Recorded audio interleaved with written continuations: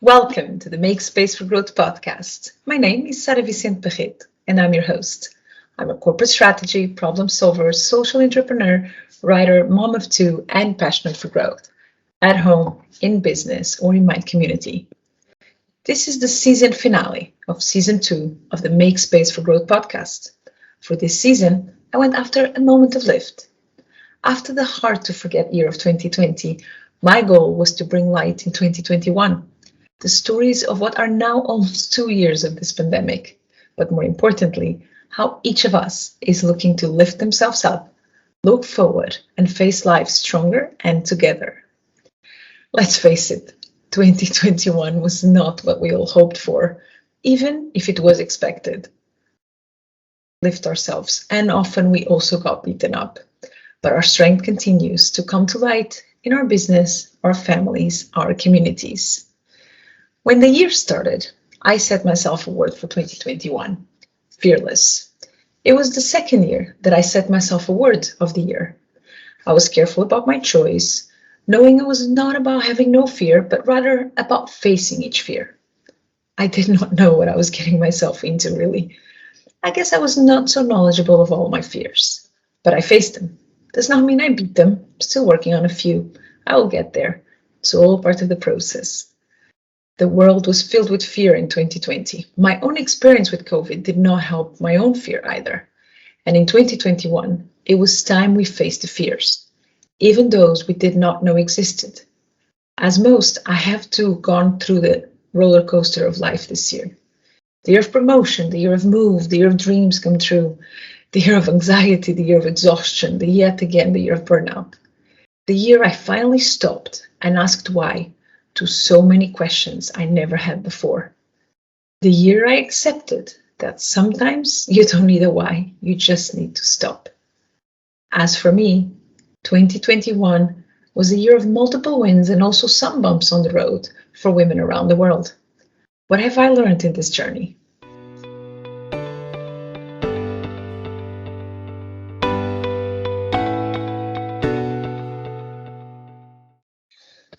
Where did I start? Again, it's similar to what we talked about with Viktor Frankl, but you can't avoid pain, but you can avoid suffering. So things happen. You cannot fight. If you fight with them, you argue with them, you resist them, you just create suffering on top of the pain. And that to me is real. It's human, but it's also very unproductive. And so the more to just surrender to what's happening, process the pain of what might be happening, but not argue with it, fight it, kind of go back in time and try to bargain about things you can't change and just focus on moving through and forward is what I tell myself.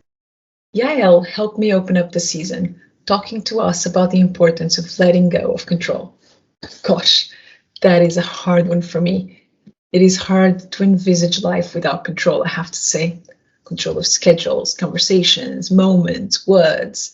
In fact, Oliver Burkeman, the author of 4,000 Weeks, argues that all that we fill our lives with is precisely because we fear death.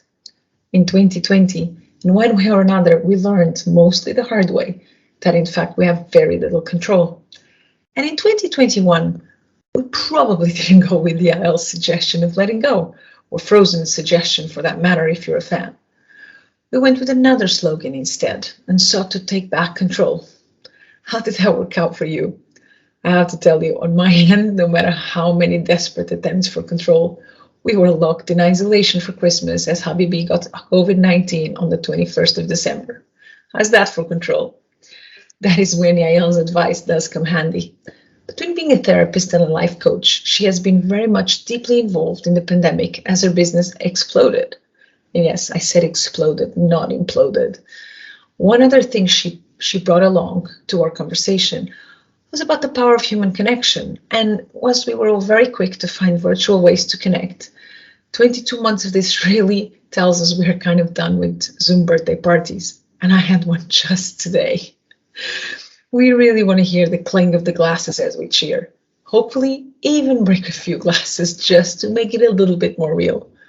Before we closed, we debated how much of the 2020 lessons would persist. Given 2021 was still far from normal, I am not sure how different our conversation would have been today. What persisted for you? Did you let go of control? As I moved to the next podcast, the conversation was more at home for me. It's one of those things where we all know it's good to be grateful and it was really only once I started reading into the research and the science behind it that I realized just how powerful this is. So there's amazing studies show that if we practice gratitude, even the classic study, they had people keep a gratitude journal for 7 days and they were able to measure the impact on their happiness at the end of that week. And then after a month, 3 months, and even after 6 months, there was still an impact on people's happiness levels. I had been following Francesca for a while. In fact, we had been users of her amazing Happy Self gratitude journal for kids. Little girl C has benefited greatly from it, and even baby S has his own. Given my great passion for the practice of gratitude, meeting Francesca for the podcast in early 2021, as I braced myself for what I hoped was the end of the pandemic. Yeah, right. It was just great. Francesca started studying the science of happiness the more she heard about people, and especially children, being depressed. And if you're thinking this is just a pandemic fashion, let me stop you there.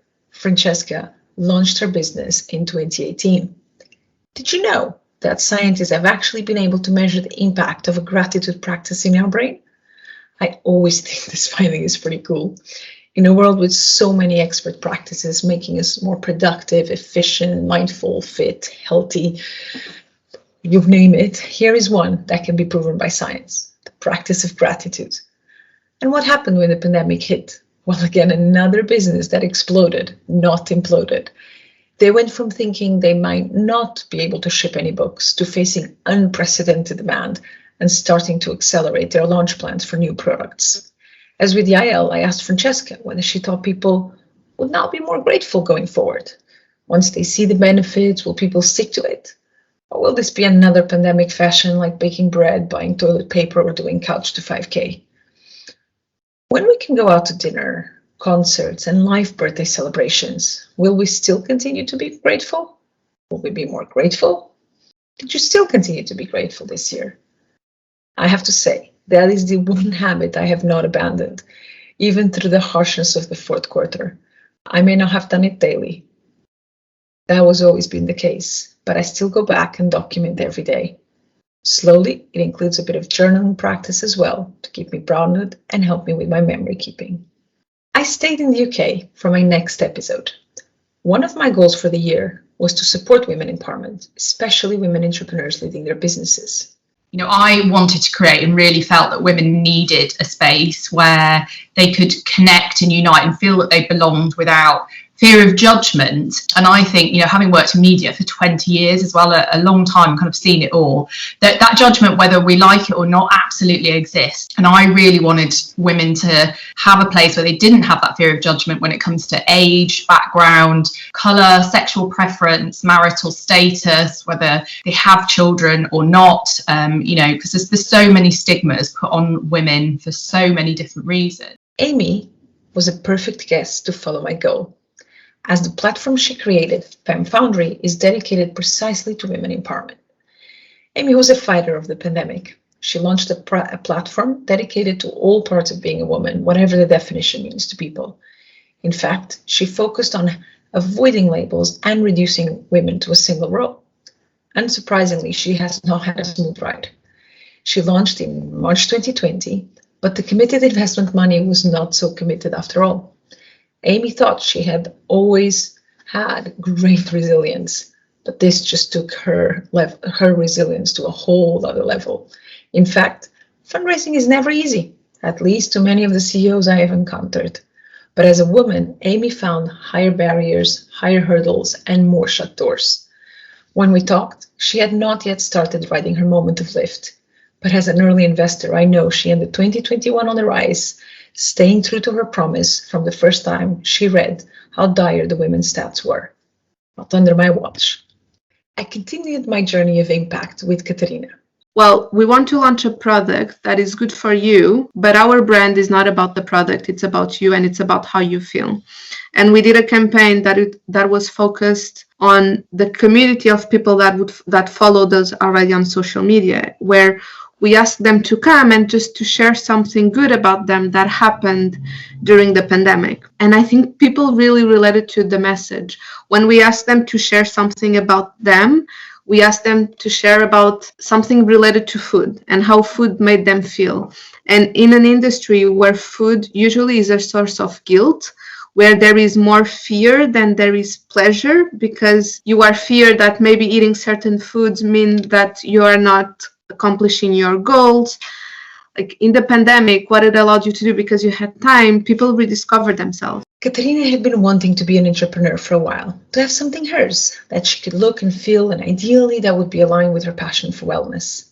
Funny enough, compared to other entrepreneurs I have met, the product actually came last. And it was as simple as Lupin bins. If you're like me, you may not have ever heard about this before. If you're into nutrition, you should go check Tarwi. They have definitely grown since I first met Katerina. Katerina, Pedro, and Alice have really worked on bringing a new face to Lupin bins. From what she told me, I could have called them magic bins for what it's worth.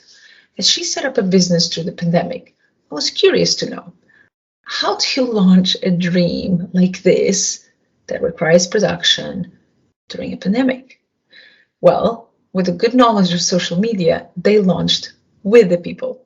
The proximity of brands and people brought about by lockdown was already known to me from the season 1 of this podcast, but the results here were extraordinary.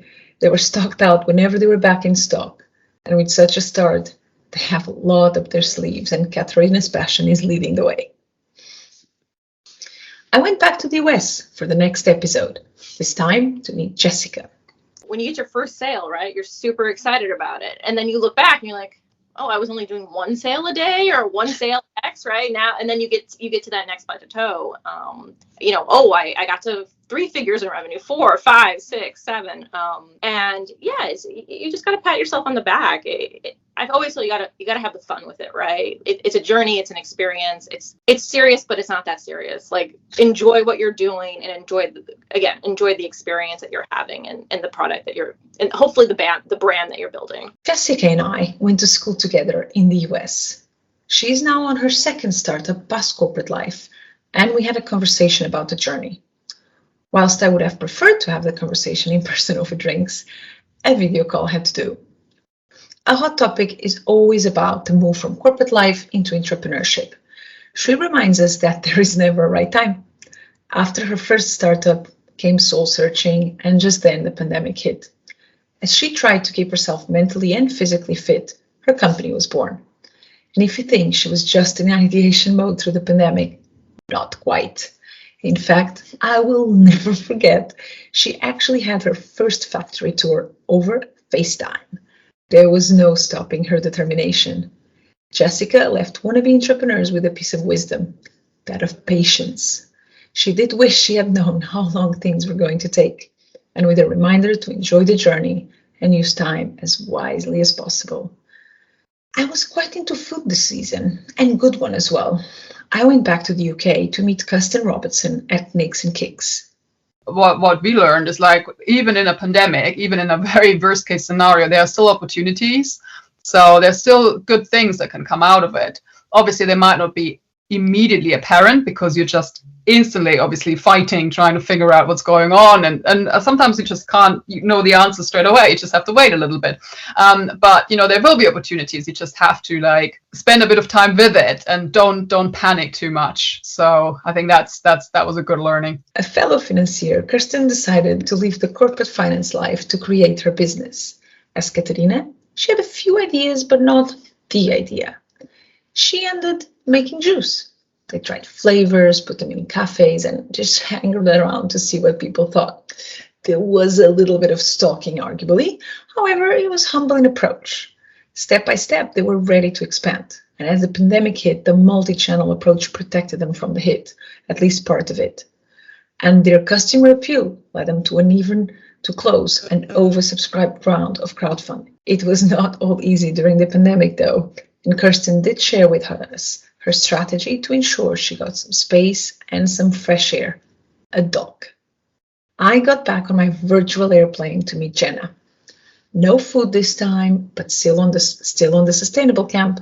I think going forward, and I think this is something important for everybody, is balance. I think finding your balance and being okay missing out on certain things is okay. You know, you don't have to be there for everything. You don't have to be there for every party. You don't have to be there for every event. You don't have to. And sometimes it's best if, you know, you're exhausted and your body's, you know, kind of shutting down, to listen to what your body is saying and do that. You know, it's okay. There will be other parties. There will be other birthdays. There will be other days to go shopping with your friends. There will be other dinners, you know, but I think for me now, I'm listening to myself more, and I'm saying, you know, it's okay to say no.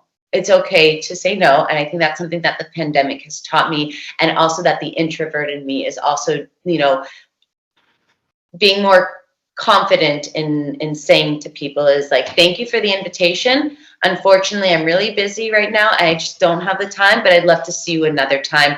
Jenna founded Berlin Clothing Swap out of her own need to get clothes in an affordable and sustainable way. Whilst it was a slightly different perspective to talk about a movement this time around, all the same components are still there. The original need, the urge to sort it, the passion to follow through, and the perseverance to make it happen. As we moved to a more personal conversation, there were quite a few bits that stuck with me. As we debated life past pandemic, Jenna did reiterate how important it was to learn that it was okay to say no.